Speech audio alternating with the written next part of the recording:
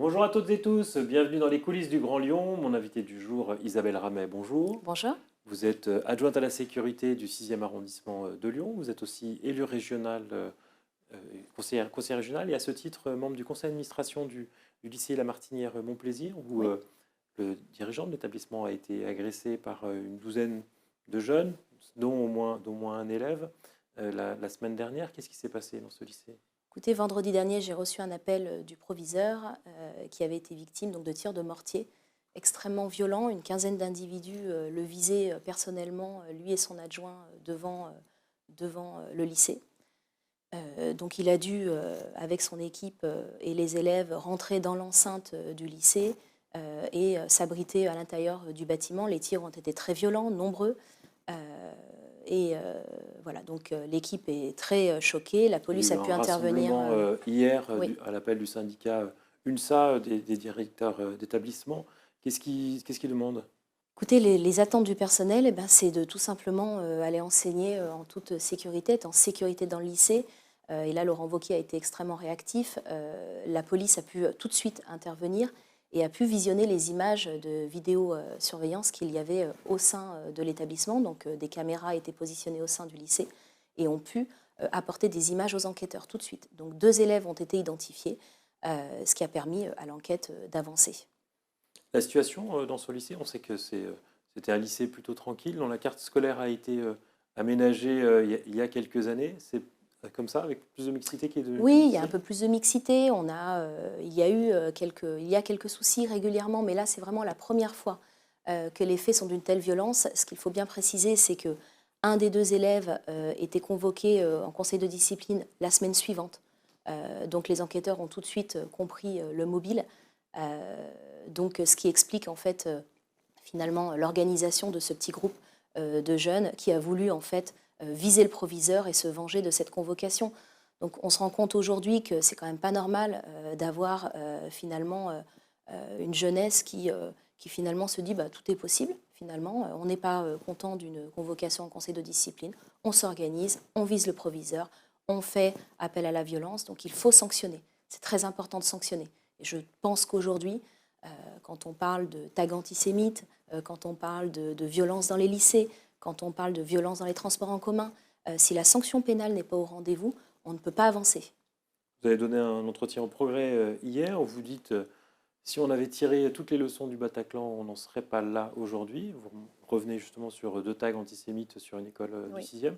Qu'est-ce que vous voulez dire quand vous dites on n'en serait pas là? Le Bataclan, c'était il y a 8 ans. Est-ce qu'on a réellement vu une évolution? Non.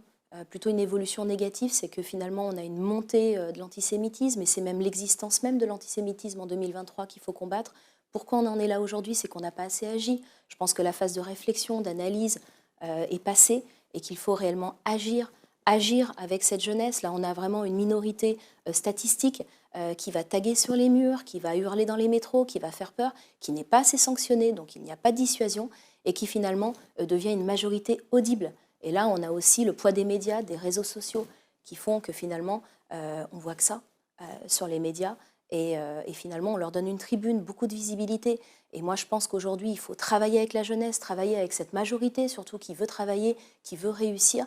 Et c'est pour ça que Et j'ai concrètement, fait tirer les leçons, ça voudrait dire quoi? tirer les leçons, c'est agir sur l'éducation, agir sur la formation, agir sur l'emploi, agir sur cette jeunesse. Nous, on le fait très bien en région, on sait faire. Toutes nos politiques régionales de Laurent Wauquiez sont axées sur la jeunesse. On a mis en place un pass région avec des avantages pour que les jeunes accèdent à la culture, au sport. Finalement, c'est une capacité à intégrer, en fait, de s'intégrer dans la société. On a mis en place des bourses au mérite. Là, maintenant, on vient de mettre en place une bourse à la réussite. On fait un partenariat avec les cadets de la gendarmerie. Il faut mettre en place des dispositifs, faire bénéficier les jeunes de pas mal de dispositifs pour leur montrer les valeurs de l'armée, les valeurs de la gendarmerie, les valeurs de la République finalement. Et derrière tous ces dispositifs, ce qu'il faut bien se dire, c'est qu'il y a de la formation, il y a de l'emploi. C'est des dispositifs qui sont porteurs et c'est ça qui est très très important. Un mot sur le stationnement. Vous avez aussi cette Oui, délégation en tant qu'adjointe d'arrondissement. Depuis le début depuis la rentrée, il y a une verbalisation automatique oui. qui se fait avec des chiffres relativement impressionnants. Qu'est-ce que vous en pensez? Alors a été mis en place un véhicule qui s'appelle l'API, c'est un véhicule qui passe dans les rues et qui verbalise de façon automatique le stationnement payant.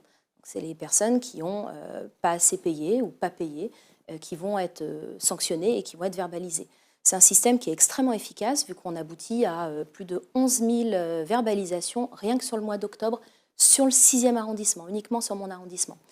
Il faut savoir que cette verbalisation automatique exclut le stationnement gênant, celui qui empoisonne vraiment la vie des Lyonnais, sur le stationnement sur les places PMR, sur plein de choses. Encore une fois, c'est bien d'être efficace sur le stationnement. C'est parfait. Le souci, c'est que j'estime qu'une commune doit l'être aussi dans tous les autres domaines de la sécurité. On ne peut pas proposer aux Lyonnais qu'une efficacité de ce type dans le stationnement. À côté de ça, on a une insécurité grandissante. Ce n'est pas un sentiment d'insécurité que ressentent les Lyonnais, c'est réellement des faits qui sont là, avec des vols à la roulotte, des véhicules qui sont dégradés tous les jours. On a des rues entières dans le 6e qui sont dégradées. On a des arrachages de colliers, on a des agressions d'une extrême violence.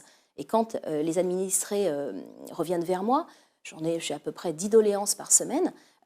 C'est très frustrant pour moi, élu d'arrondissement, de dire écoutez, je suis désolée, mais je ne peux faire qu'en fonction de mes moyens. Je n'ai pas la politique de sécurité, je ne peux pas diligenter une politique de sécurité. Ça revient au maire de Lyon. Et concrètement, oui, on n'a pas de caméras dans les rues, on n'en a pas.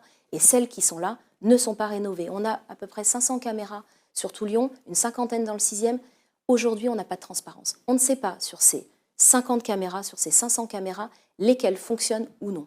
Et ça, c'est quand même quelque chose de grave. C'est-à-dire qu'on n'en est même plus 3 ans après à se dire il en faut plus. Déjà, regardons si elles fonctionnent. Non, beaucoup ne fonctionnent pas parce qu'il n'y a pas une volonté politique, finalement, de faire de ce parc de vidéos quelque chose d'efficace. Et on a pu le voir, comme vous le disiez tout à l'heure, sur le lycée La Martinière-Montplaisir, les caméras, on n'a même plus besoin de décrire l'efficacité.